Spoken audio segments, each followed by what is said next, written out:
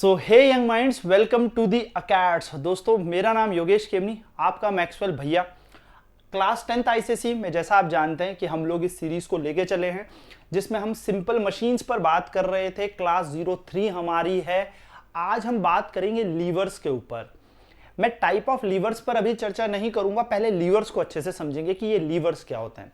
तो दोस्तों, आज हम बात करने वाले हैं लीवर्स के ऊपर कि लीवर क्या होती है। लीवर कुछ नहीं होता दोस्तों। लीवर ना एक स्ट्रेट रॉड आप समझ लीजिए, बेंट रॉड आप समझ लीजिए। क्या आपने कभी देखा है कि पापा ने गाड़ी में गियर डाला, पैर से गियर डालते हैं ना स्कूटर में, बाइक में, तो वो क्या होता है? एक लीवर होता है। वहां पर क्या होता है? एक लीवर होता है। जैसे आप लोग भी बाइक चलाते होंगे, पहला गियर नीचे फिर ऊपर, लेकिन वो एक जगह से फिक्स होता है। तो लीवर क्या होते हैं? लीवर एक रिजिड यानी कि एकदम स्ट्रॉन्ग रिजिड होगा। स्ट्रेट भी हो सकता है या बेंट भी हो सकता है, यानी कि सीधी एक रॉड हो सकती है या बेंट रॉड हो सकती है जो एक फिक्स एक्सिस में रोटेट कर सके, यानी कि एक जगह पे फिक्स कर दो और उसको हम रोटेट कर सकते हैं। एक जगह पे फिक्स कर दो, उसको हम घुमा सकते हैं। इसको यहां फिक्स कर दो, हम घुमा सकते हैं। तो क्या सर ये कुछ कुछ उस चैप्टर की तरह है जो हमने चैप्टर 1 पढ़ा था, यानी कि हमारे जो चैप्टर 1 में मूवमेंट ऑफ फोर्स पर हमने पढ़ा था कि एक जगह से फिक्स कर दो और रोटेशन होती है। क्या ये कुछ कुछ वैसा ही सिमिलर है? तो बिल्कुल वैसा ही कुछ सिमिलर है। देखिए, आप अगर इस डायग्राम को ध्यान से देखेंगे तो यहां पर हमने एक पॉइंट से इस रॉड को फिक्स कर दिया और इस रॉड को हमने इस पत्थर के नीचे अटका दिया। अब हम क्या करेंगे? With the help of this rod इस पत्थर को आराम से उठा सकते हैं। आप यहां से क्या करोगे? इसको उठाओगे तो ये उठ जाएगा। हालांकि ये पत्थर हाथ लगा के उठाने में बड़ा ही हैवी था, लेकिन एक रॉड हमने इसके अंदर ऐसे फंसाई और इसको उठा दिया तो ये इजीली ये पत्थर उठ गया। तो ये जो रॉड यहां पर दिख रही है, ये रॉड बच्चों, ये रॉड है लीवर। इस रॉड को आप लीवर कहोगे क्योंकि ये एक लीवर है। और ये लीवर देखो, यहां पर देखोगे तो एक पॉइंट से हमने इसको फिक्स कर रखा है। इस पॉइंट पे आप कह सकते हो, तो जिस पॉइंट से ये फिक्स है, इस फिक्स पॉइंट को हम कहते हैं फल्क्रम। ध्यान से सुनिएगा, इस फिक्स पॉइंट से ही ये क्या करेगी? अपने आप को रोटेट करेगी। ठीक है, तो यहां पर हमने क्या जाना कि ये जो रॉड है ये लीवर है। और लीवर क्या होता है? कि स्ट्रेट रॉड हो सकती है, एक बेंट रॉड हो सकती है, स्ट्रेट हो सकती है। बस याद रखना, एक पॉइंट से फिक्स जरूर होगी और वो उस फिक्स पॉइंट से रोटेट हो सकती है। तो लीवर कुछ नहीं होता दोस्तों, एक सीधी सी रॉड है। अगर मैं बात करूं, so the axis about which the lever turns passes through the point of lever which is called fulcrum F। यानी कि दोस्तों, अगर मैं यहां पर एक एक्सिस बनाता, एक्सिस का मतलब होता है एक लाइन ड्रॉ करूं, इस पॉइंट पर अगर मैं एक लाइन ड्रॉ करूं जहां से ये रोटेट होगी, एक्सिस का मतलब इस पॉइंट से एक लाइन ड्रॉ करूं जहां से ये रोटेट होगी, उस लाइन ड्रॉ में एक पॉइंट आएगा which is a fix point, एक फिक्स पॉइंट आएगा और उसको हम लीवर कहते हैं। तो आपको इतना याद नहीं करना, रट्टा नहीं मानना, बस इतना याद रखना, लीवर क्या होता है? एक रॉड होती है जो मूव कर सके और एक जगह से फिक्स होगी। भाई फिक्स होगी तभी वो रोटेट कर सकती है। यानी कि हमारे पास लीवर क्या होता है? एक स्ट्रेट रॉड या कोई स्ट्रेट बार या फिर बेंट बार जो एक पॉइंट से फिक्स हो और इस पॉइंट से वो रोटेट कर सके, वो घूम सके। ठीक है, चलिए ठीक है। और फल्क्रम क्या होता है?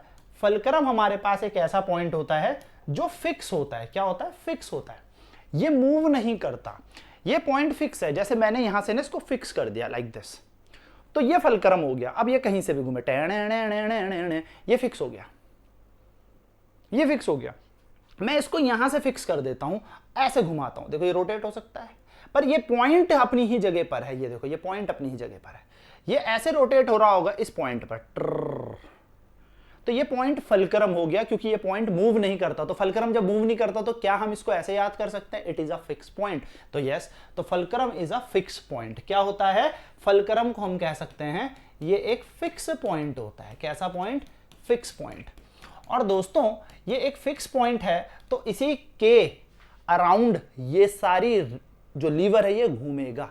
यानी कि आज के बाद ध्यान रखना, किसी भी चीज में कोई फिक्स पॉइंट दिख गया तो वो फल्क्रम है। किसी भी मशीन में कहीं पर फिक्स पॉइंट हो रहा हो तो उसको हम फलक्रम कहेंगे। चलिए ठीक है, समझ में आती है बात। नाउ प्रिंसिपल ऑफ लीवर क्या है भैया, ये मशीन की तरह कैसे काम करता है? सर क्योंकि हम चैप्टर मशीन पढ़ रहे हैं तो उसके अंदर लीवर्स क्यों डाले गए? तो बच्चों लीवर जो होता है ना वो मशीन ही होता है। हैं? हाँ बिल्कुल, लीवर एक तरीके की मशीन है। और मशीन क्या चीज होती है? जो हमारे काम आसान कर दे। यानी कि भाई हमसे ये पत्थर नहीं उठ रहा था, हमने इस रॉड की हेल्प से ये पत्थर उठा दिया। तो ये रॉड क्या है? मशीन है, इसने हमारा काम आसान कर दिया भाई सर। ठीक है, तो ये रॉड जो है मशीन है, और क्योंकि ये एक स्ट्रेट रॉड है, स्ट्रेट रॉड है, और ये फिक्स होके अपने पॉइंट से घूम सकती है, तो हमने कह दिया लीवर है। तो लीवर क्या होते हैं? लीवर भी मशीन ही होते हैं। लीवर होते क्या हैं एक्चुअली में हमारे आसपास? तो एक सीधी होगी या बेंट रॉड होगी, वो एक पॉइंट से फिक्स होगी और वहां से घूम सकती है। यानी कि अगर सर लीवर मशीन है तो लीवर भी कुछ तरीके से काम करते हैं, वो हमें पता होना चाहिए। तो बच्चों अगर मैं लीवर के काम की बात करूं तो लीवर भी हमारे पास कैसे काम करता है वो बात समझिएगा। लीवर में हमारे पास एक पॉइंट फिक्स होता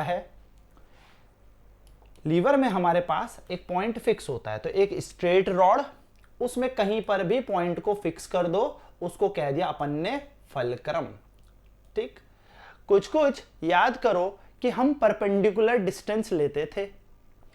यूनिट 1 में मोमेंट ऑफ फोर्स जब हम पढ़ रहे थे तो हम फिक्स पॉइंट से, जिसको पाइवट पॉइंट कहते थे, वहां से एक डिस्टेंस लेते थे, एक परपेंडिकुलर डिस्टेंस लेते थे।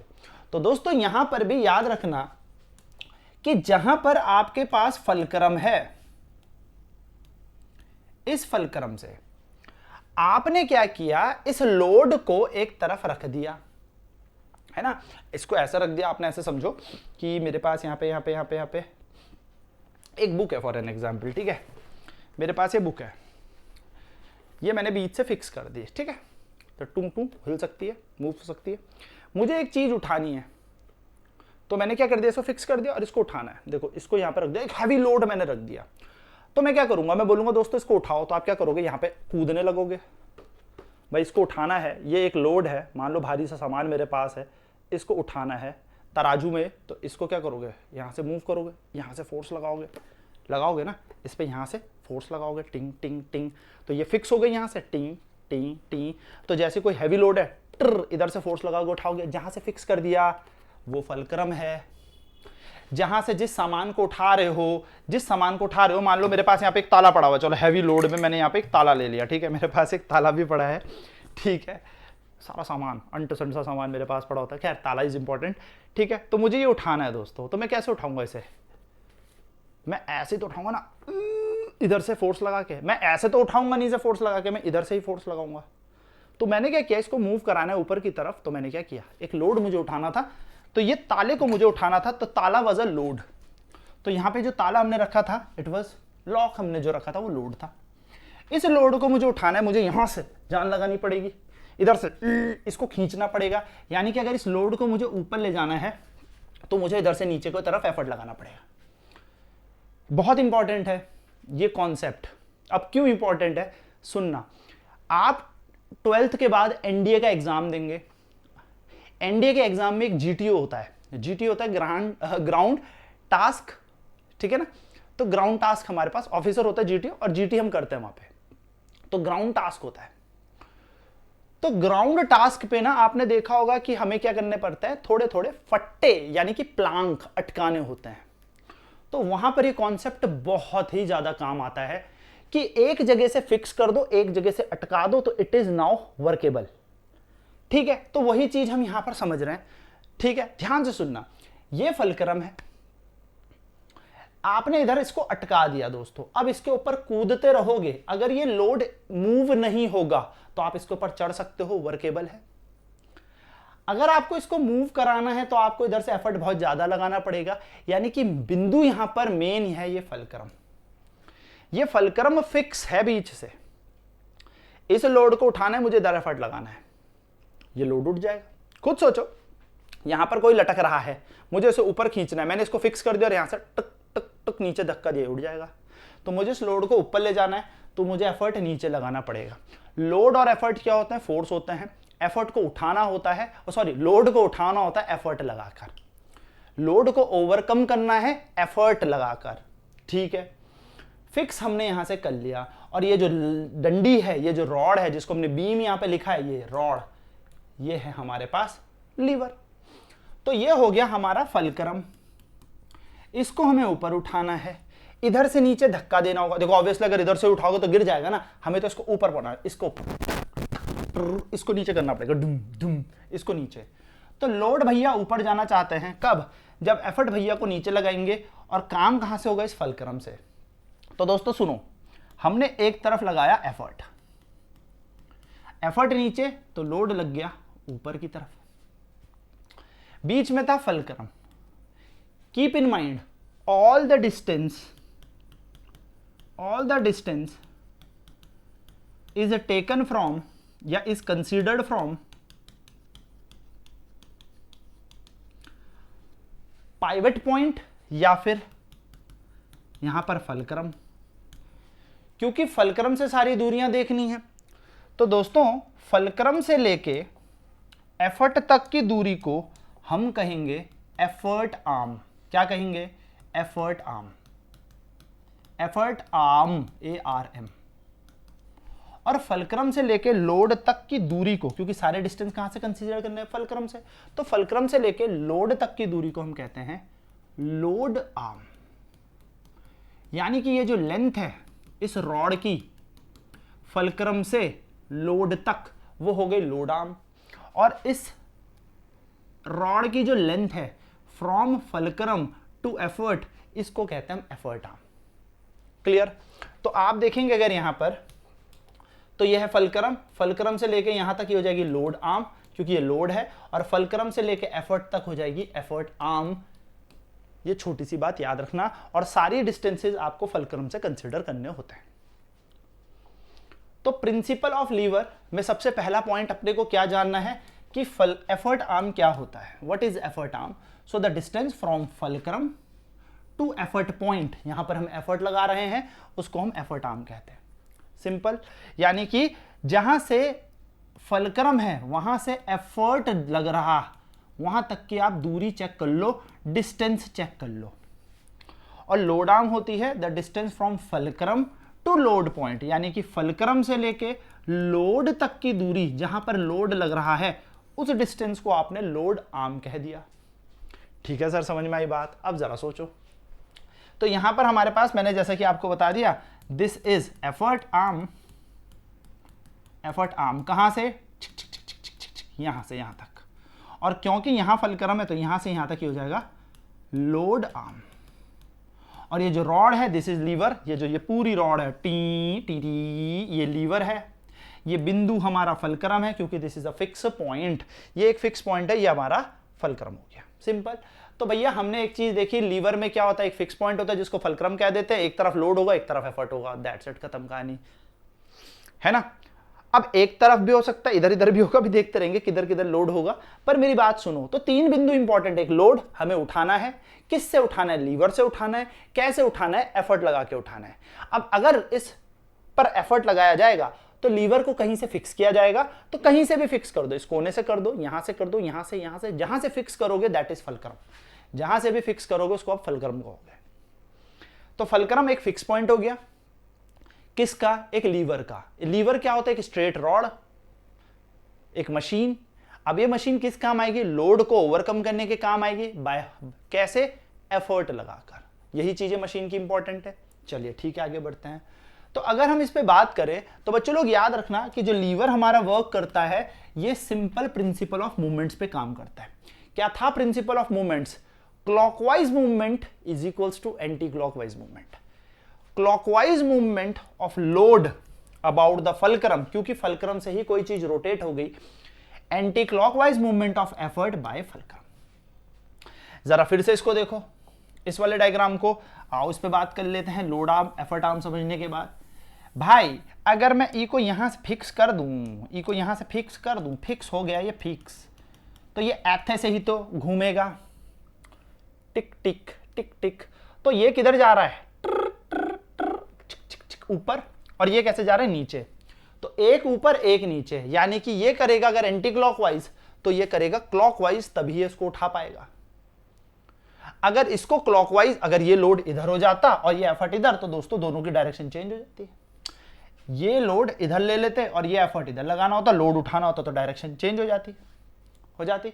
तो मेरे कहने का मतलब बस ये है कि क्लॉकवाइज मूवमेंट अगर लोड का हो रहा है तो एंटी क्लॉकवाइज मूवमेंट होगा एफर्ट का, और दोनों के दोनों फलक्रम के ध्यान में होंगे, क्योंकि फलक्रम हमारा एक फिक्स पॉइंट है। फलक्रम हमारा एक फिक्स पॉइंट है। तो हमने वहां पर यही पढ़ा था प्रिंसिपल ऑफ मूवमेंट्स में भी, anti clockwise movement is equals to clockwise movement. तो यहां पर भी यही बात हम पढ़ रहे हैं, एंटी क्लॉकवाइज मूवमेंट और क्लॉकवाइज मूवमेंट बराबर होने चाहिए। बस सिंपल सा प्रिंसिपल याद रखना। अब जरा सोचो कि मैं अगर यहां से निकालूं कि एंटी क्लॉकवाइज मूवमेंट और क्लॉकवाइज मूवमेंट कैसे होगा, तो दोस्तों सोचो, इसको इमेजिन करेंगे। सर ये है फलक्रम, वाह सर ऐथे लगा दिया आपने लोड, चलो इधर लोड ले लेते हैं, कोई फर्क नहीं पड़ता, इधर लोड ले लेते हैं, ठीक है। ऐथे लग गया लोड, अब इसको उठाना है ना, इसको उठाना है तो लोड को ऊपर भेजना है, लोड को ऊपर भेजना है, एफर्ट को नीचे लगाना है, कोई फर्क नहीं पड़ता, क्या ही फर्क पड़ता है, कोई दिक्कत नहीं है, ठीक है। आप इधर एफर्ट इधर लोड ले लो, कोई दिक्कत नहीं भाई, मुझे उस लोड को उठाना है, तो मैंने इसको नीचे खींचना शुरू कर दिया, बीच से फिक्स, नीचे खींचो खींचो, ये ऊपर जाएगा। फलक्रम से लेके लोड तक की दूरी को हम बोलते हैं लोड आर्म। मैं फिर लिख देता हूं, एल ए मतलब है लोड आर्म, लोड आर्म। और फलक्रम से लेके एफर्ट तक की दूरी को हम बोलेंगे एफर्ट आर्म। ई ए क्या है, एफर्ट आर्म। एफर्ट आर्म और लोड आर्म कुछ नहीं है, एक डिस्टेंस होता है। चलो जरा प्रिंसिपल ऑफ मूवमेंट लगाते हैं। भाई प्रिंसिपल ऑफ मूवमेंट के हिसाब से अगर मैं यहां का देखूं टॉर्क, लोड पे टॉर्क देखूं, टॉर्क मतलब मूवमेंट देखूं, तो लोड इनटू परपेंडिकुलर डिस्टेंस, यानी कि दोस्तों इसको देखूं तो ये कैसे घूम रहा है, क्लॉकवाइज ना, क्लॉकवाइज घूम रहा है, ठीक है। तो क्लॉकवाइज मूवमेंट निकालूं, अगर मैं क्लॉकवाइज मूवमेंट निकालूं, क्लॉकवाइज मूवमेंट, तो ये ऐसे घूम रहा है, वो हो जाएगा लोड इनटू लोड आर्म। सभी जानते हैं लोड मतलब फोर्स होता है, लोड आर्म मतलब फलक्रम से लेकर लोड तक की दूरी, ठीक है सर। और अगर मैं एंटी क्लॉकवाइज मूवमेंट निकालूं दोस्तों, anti clockwise movement, anti clockwise movement, तो एंटी क्लॉकवाइज मूवमेंट होगा एफर्ट, ऐसे आ रहा है, एफर्ट इनटू एफर्ट आर्म, है ना, इसी तरीके से होगा। भाई लोड को उठाना है, लोड चल ऊपर, इस तरीके से जूम जूम घूमने वाले, इसको घुमाना है हमें, इसे उठाना है हमें। तो अगर हम यहां पे देखें ध्यान से, तो प्रिंसिपल ऑफ मूवमेंट कहता है कि ये दोनों बराबर होने चाहिए, यानी कि load into load arm is equals to effort into effort arm, load into load arm is equals to effort into effort arm. दोस्तों एल को यहां छोड़ो, इसको नीचे भेज दो, एल के नीचे ई को भेज देने का, मैथ्स कहती है भाई निकाल लो, एल बाई ई कर लो, तो एल अपॉन में ई, इसको नीचे भेज दो, तो ये जाएगा एफर्ट अपॉन या effort arm upon load arm. Load upon effort का जो रेशियो है वो है effort arm upon load arm. कुछ नहीं किया, बस क्लॉकवाइज एंटी क्लॉकवाइज मूवमेंट को इक्वल कर दिया। अब बताओ, जो लोड अपॉन एफर्ट होता है क्या वो मैकेनिकल एडवांटेज होता है?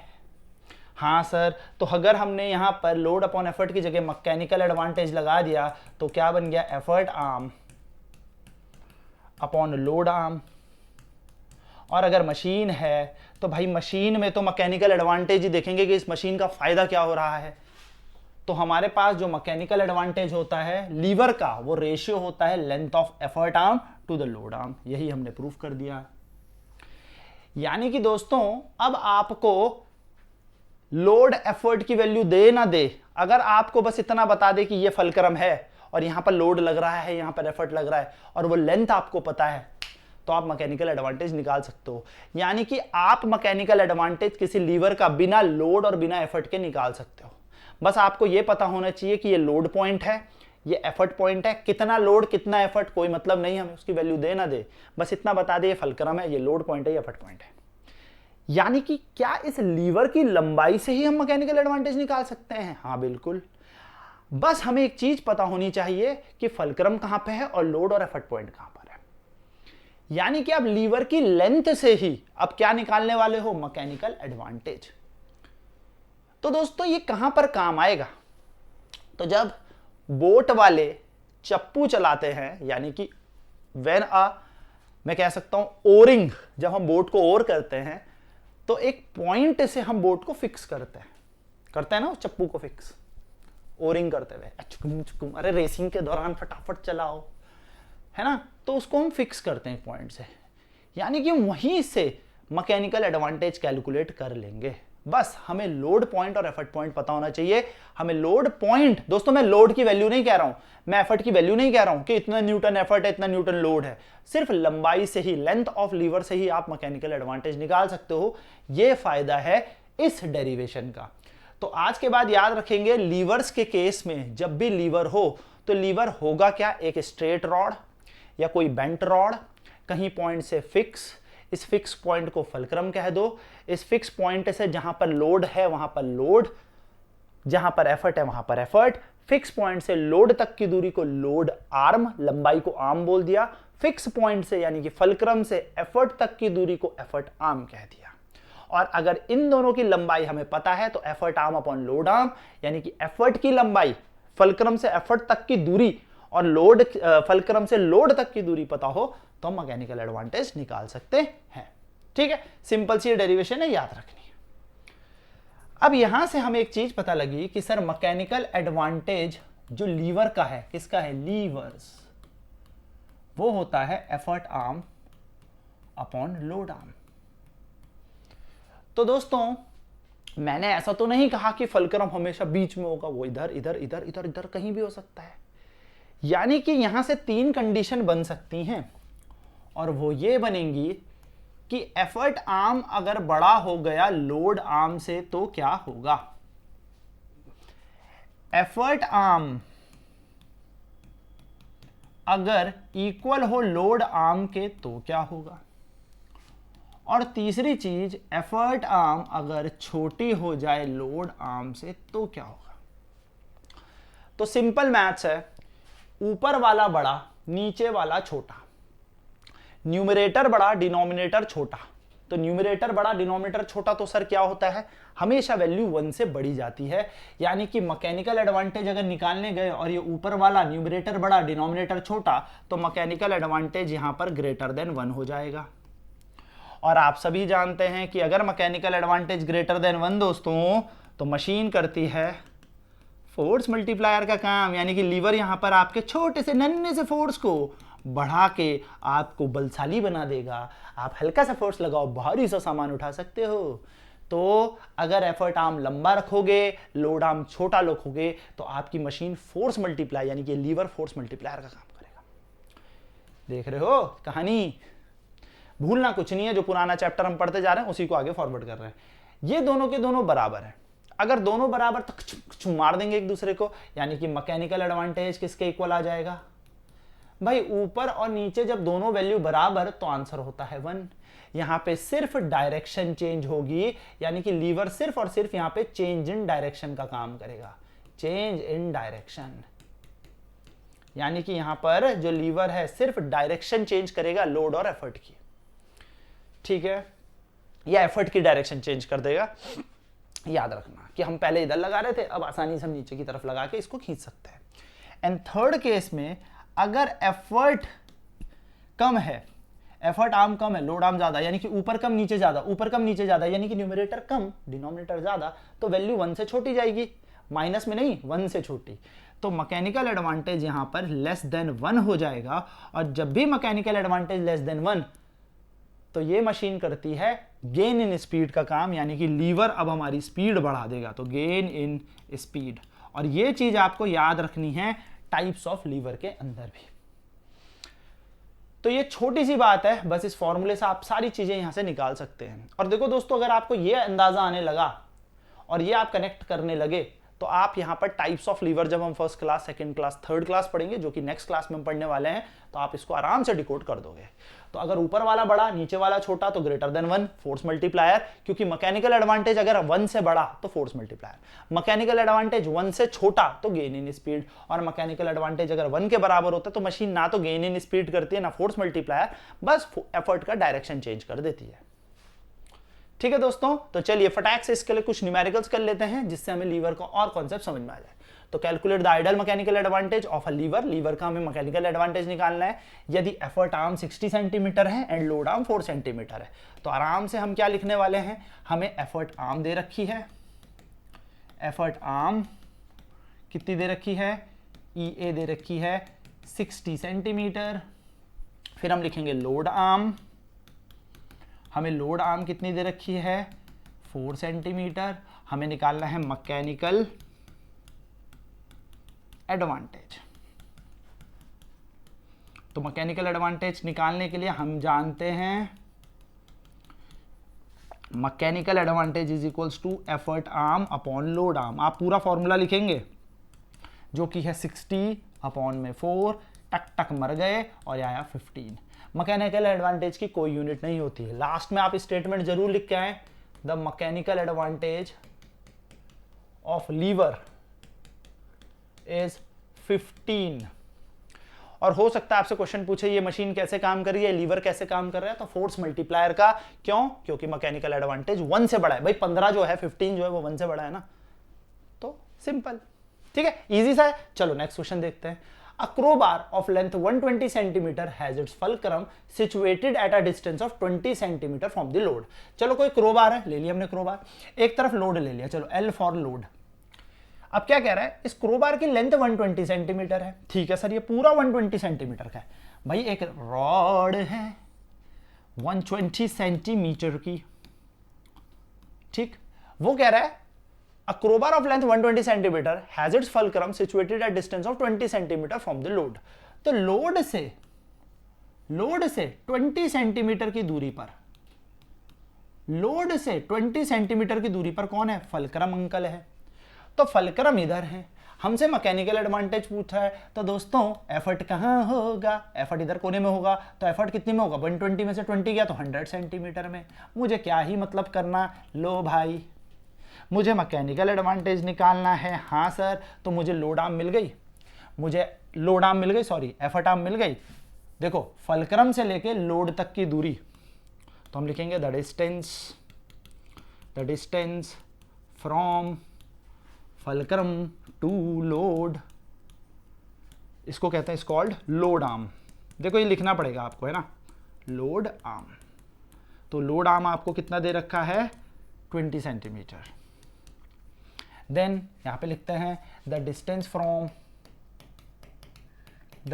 फ्रॉम एफर्ट, या बोल दो from fulcrum to effort, from fulcrum to effort. तो फलक्रम से एफर्ट कैसे निकालोगे, तो आप निकालोगे 120 minus 20 which is equals to 100 centimetre, ऐसे निकालोगे। भाई 120 पूरी लंबाई थी, ये 20, तो बची कितनी, 100।